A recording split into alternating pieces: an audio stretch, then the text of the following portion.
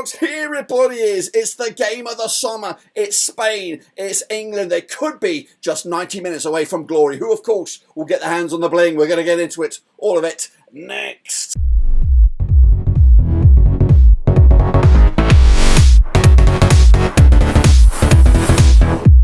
That's right, folks, back once again with another video. Today we're previewing the Euro 2024 final. It is Spain up against England, of course, duking it out for a chance at some silverware. Who, of course, will get it? We'll get into it, all of it, in a second. Of course, if you knew where you've been, smash your subscribe button. Your one-stop shop for Euro 2024 is right here under one Ruski. Spain, arguably the best team in the tournament.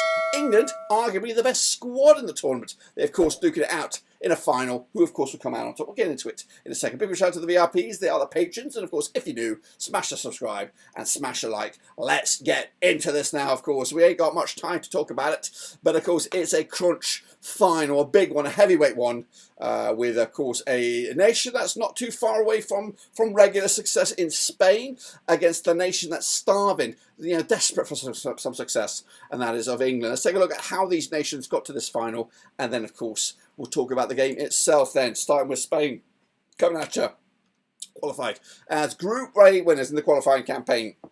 They secured their spot ahead of the likes of Scotland and Norway back on the 15th of October 2023. They've been here 11 times in the past. They have won it. Luis de la Fuente is the manager.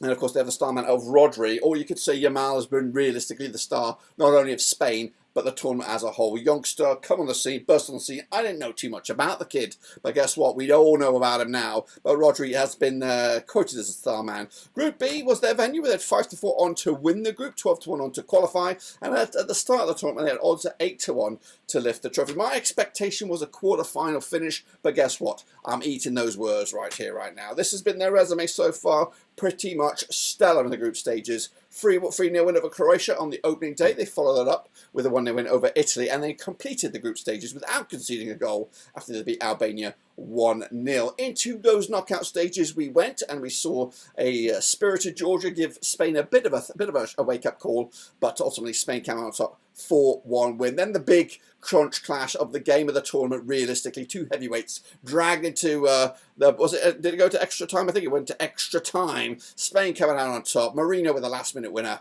of course, but ultimately Spain go through to a semi-final against France, of course, heavyweights France, which again they delivered a 2-1 victory to set them up against England in the final. They've been good. They've been stellar. They've really had a very difficult run to the final. Difficult group stage, navigated by a couple of little sticky wickets towards the back end of the opening stage of the knockout stages, but two heavyweights in the knockout stages. So they deserve it to be here, but can they go one game further and take on England? We'll see about that. These are the key players then for Spain, with the likes of Unai Simon between the sticks. We got Robin Lenormand, we got La Poitre, Navas, 38 years old, the likes of Zubimendi, Fabian Ruiz, Morata, of course, and Lamine Yamal up top, causing all kinds of problems. But what about the starting 11 then? Well, we'll take a look at this. This is what I'm expecting, something along these lines.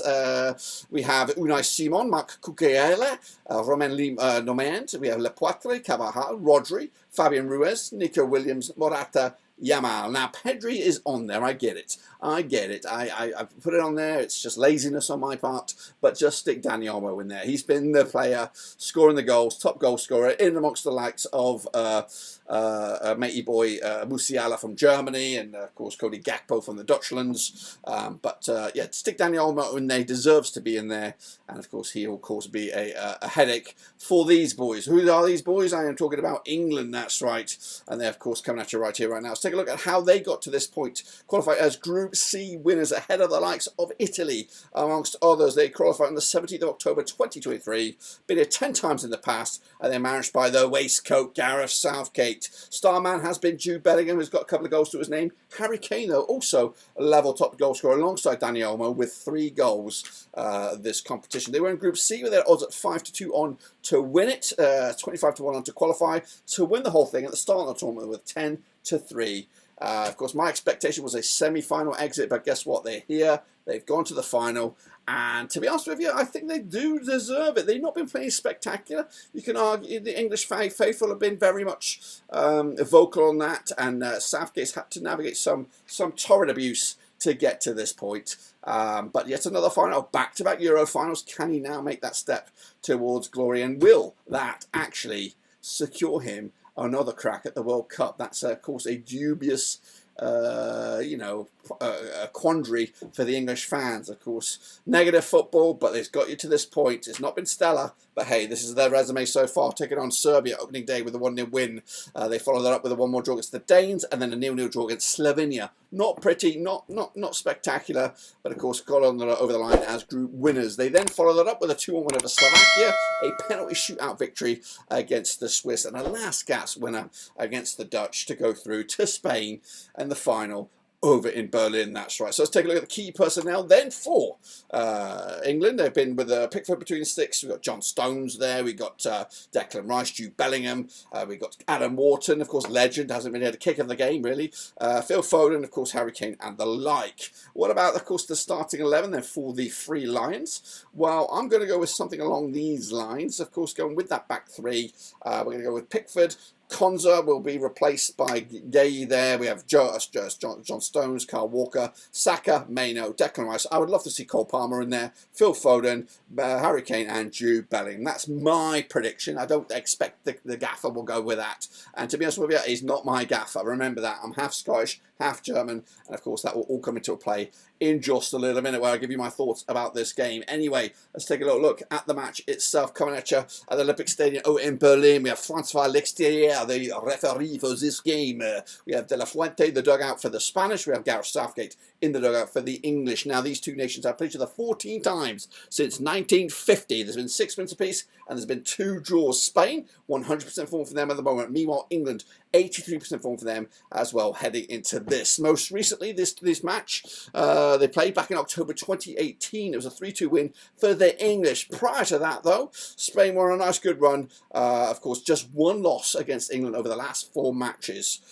So pretty decent record over the grand scheme of things. So, but hot to trot, most recent game goes in favour of the English. Now let's take a look at the bookies situation for this. The bookies are backing the Spanish here 29-20. They've been the best team in the tournament. England 12-5. The draw just to get to 90 minutes 15-8. What about the public vote? Well, the public vote going overwhelmingly so in favour of the Spanish. 71% back into Spain. England are at 29%. But what about me? What about my gut prediction on this one? We've seen the odds, we've seen the public vote, we've seen the form, we've seen the two teams. There's been a few injuries, of course, with both teams heading into this one. But what do we actually think about this one? Well, I think England, they rose up against the Dutch in the end. It was looking like it was destined to go extra time and beyond.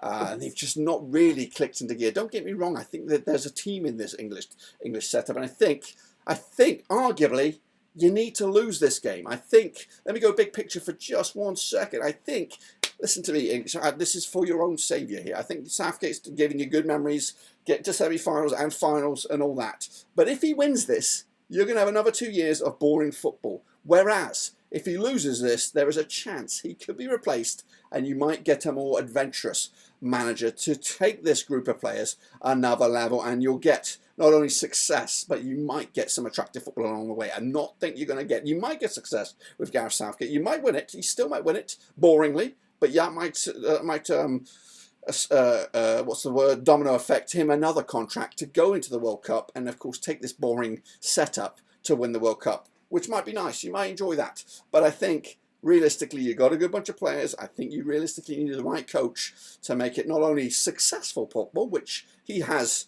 some sort of done that, but now not only just successful, but entertaining successful football. That's my thing. So let's just put that into perspective. De La Fuente, I thought this might be a tournament too soon for this Spanish team, but guess what? They rose up to the occasion. They've delivered. They're such an adventurous and exciting young bunch of players. And I think this Spanish team could be about to dominate world football, just not now, but for the next 10 years. I think this is going to be a good core of players for the Spanish. So exciting times up ahead for both nations, just depending on which way it goes. But ultimately, where does my heart think on this one? I'm going to go with the Spanish. Of course I am. They've been the better team in the whole tournament. England definitely have the better players, peak players right now, playing at top draw football for their clubs.